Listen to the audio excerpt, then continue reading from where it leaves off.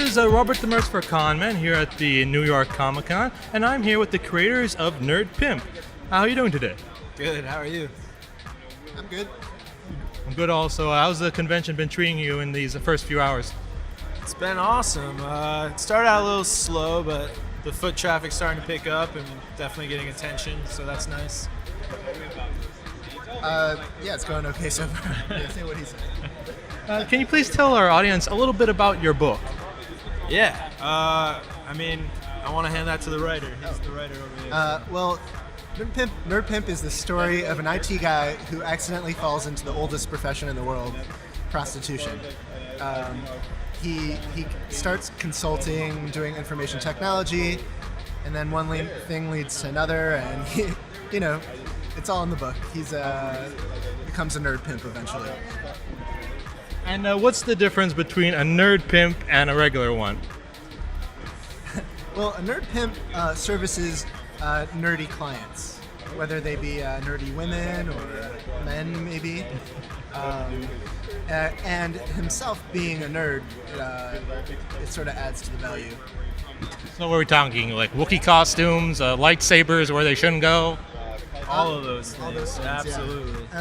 Yeah. There's a little bit of Elmo bestiality in the book. It's not for the young kids.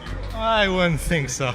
And what inspired this work of deprivation? It was an idea he had floating around, and I met Gideon, and he liked the idea too, and we sort of came together and made it happen. And while creating the book, how did you decide that this is the art style that you wanted to portray in the comic? I think it was just kind of based on the story itself. Like, it clearly didn't call for any kind of, macho, muscular figures or anything like that. It was kind of just something that read more as an underground type of style. And it's also just kind of my style as I've developed over however many years. But yeah, I did all the character designs and stuff like that, which was really fun. And I don't know, just kind of started to organically develop the more and more that went into it. And it just kind of came out as one solid piece that looks like this. So what inspired to tell this story? Personal experience, maybe? I wish. No, it was one of those. It was one of those things where it's like you hear stories like this, but we just wanted to get it on paper. Like it was one of those things that was floating around for a while. It was in the back of my mind, and I was like, man, it's just like, wouldn't that be a funny idea if that maybe this has really happened that we don't know about, but probably not. But it was just one of those things that we just had to get on paper, and so we did.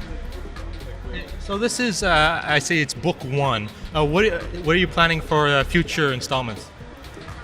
Well, the plan is to try and raise funds through like a Kickstarter or something like that. And if, this first book is successful enough, we're definitely going to pursue writing and putting together a second book. And hopefully, for that second book, we'll have a little more of the writing process together and our creative minds, meshing together for the second book for sure. I think the second book, we've already established that he's a nerd pimp, so where can we go from there? Maybe there's like a government scandal, maybe what type of issues do nerd pimps get into? Maybe there's a management problem, maybe, they need to find new clients. There's a whole world of possibilities that can happen to nerd pimps like this one. So yeah, we're definitely interested in continuing the series, and Comic-Con is a good way to promote the first book to get more people interested and help us promote the next series. And where can our audience find your book and get their jollies? Well, you can buy it here at Comic-Con, and it's also going to be for sale at nerdpimpbook.com. Thank you very much for talking with us, and I hope you enjoy the rest of the con. Thank you. Thank you. Thanks.